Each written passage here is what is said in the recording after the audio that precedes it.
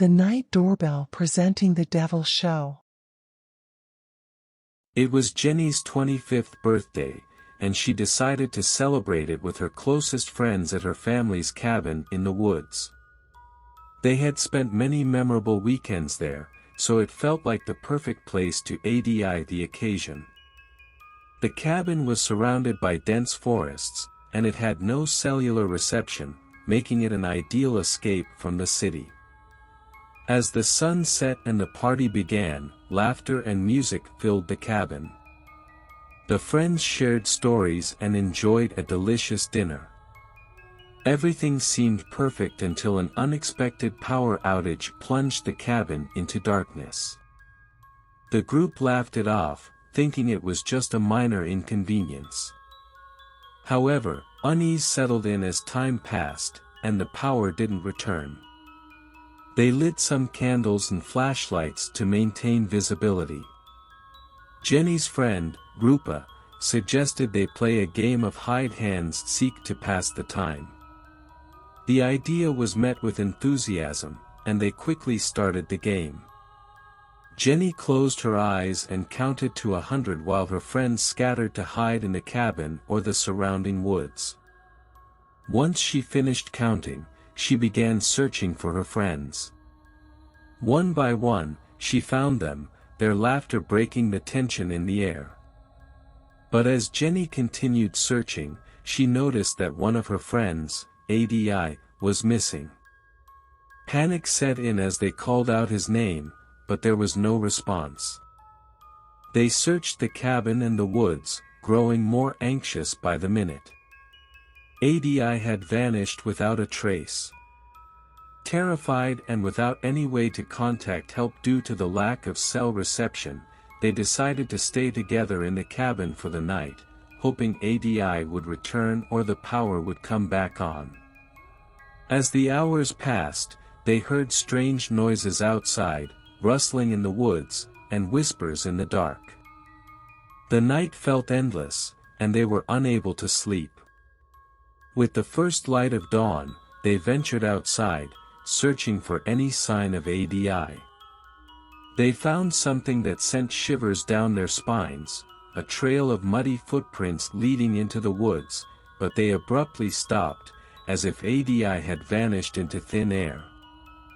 With no other option, they finally managed to hike to the nearest town and report Adi's disappearance to the authorities. Weeks turned into months, but there was no sign of him.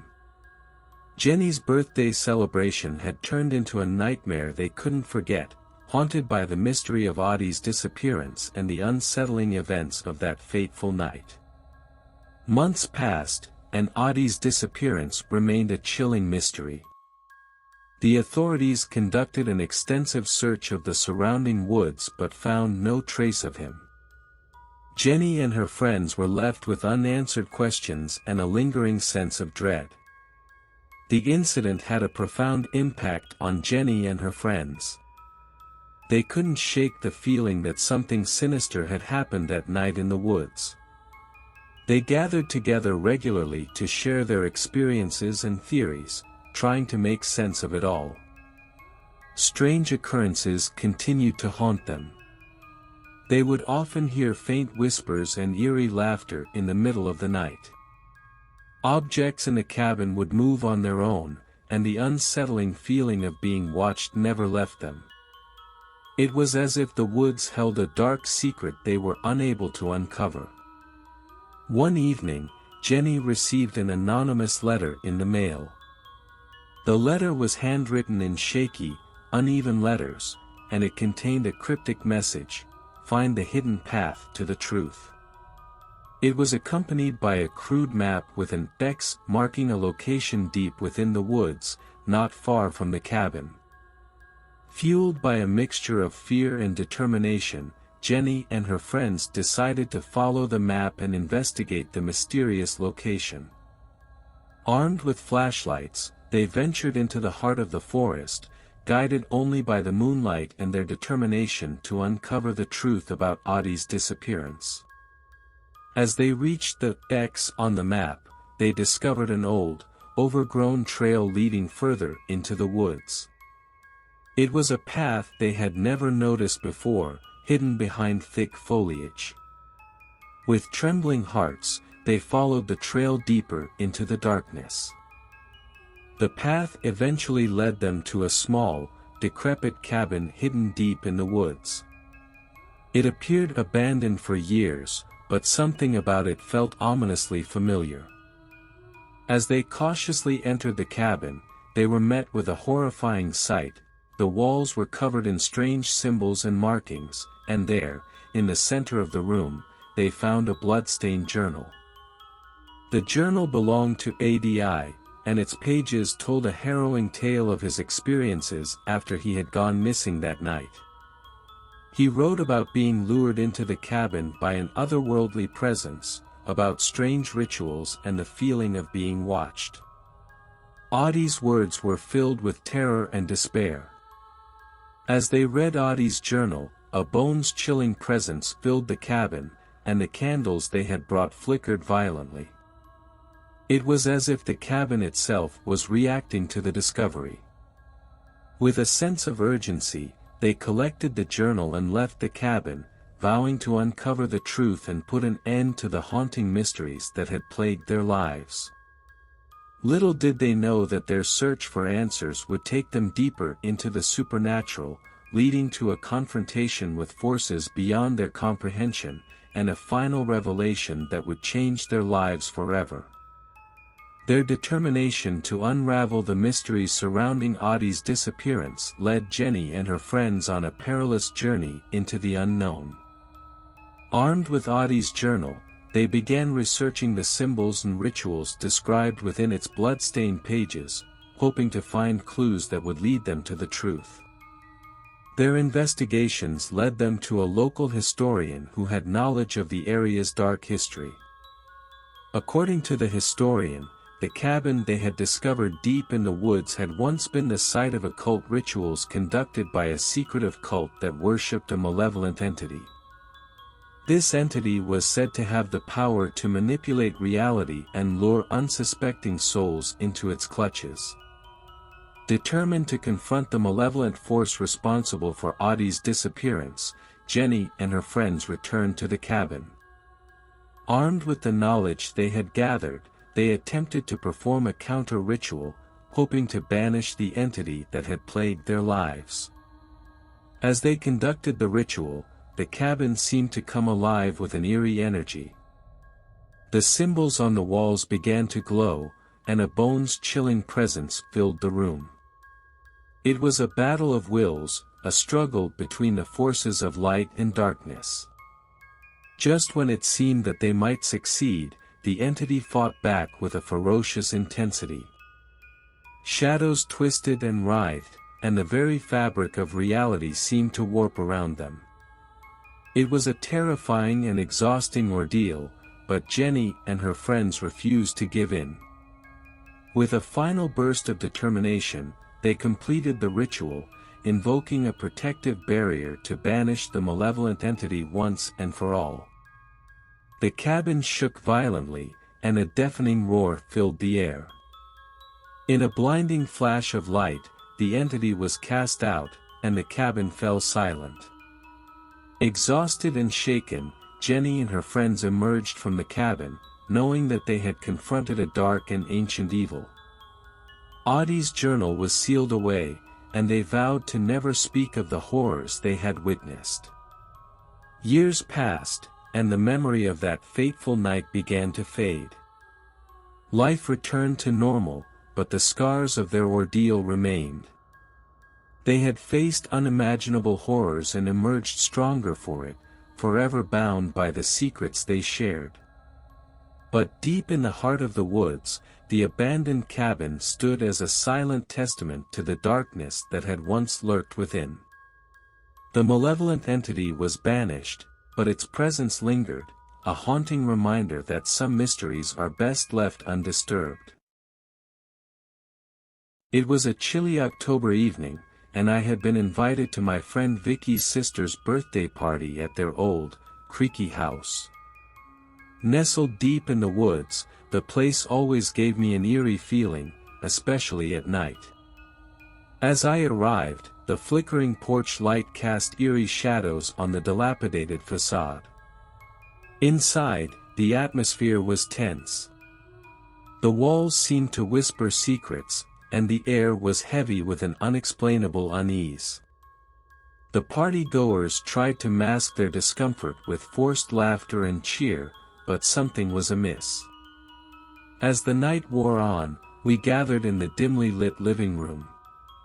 Vicky's sister, Mira, looked pale as she blew out the candles on her cake, her eyes darting nervously around the room. That's when the power went out, plunging us into darkness. A collective gasp filled the room. Amidst the darkness, a chilling voice echoed, "Happy birthday, Mira." It didn't sound like anyone I knew. Panic set in as we fumbled for our phones, using their feeble screens as torches. Myra's terrified face was illuminated, and we realized she hadn't spoken. The voice had come from the shadows. Suddenly, a series of loud thuds echoed from upstairs. The group froze, paralyzed with fear. Vicky, his bravado fading, whispered for us to stay put as he cautiously ascended the creaking staircase, a flashlight in hand. Minutes dragged by, and the suspense grew unbearable. Then, a blood-curdling scream pierced the silence.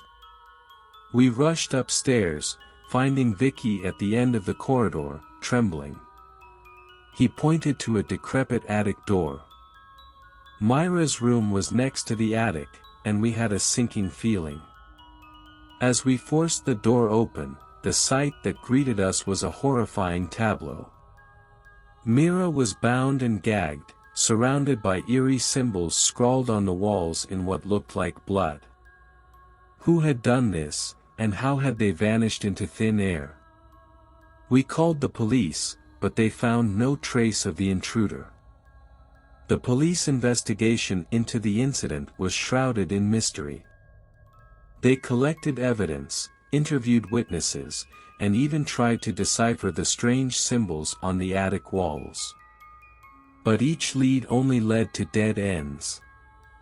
Mira, traumatized by the ordeal, couldn't provide any useful information. All she remembered were haunting whispers and the feeling of being watched in the days leading up to her birthday.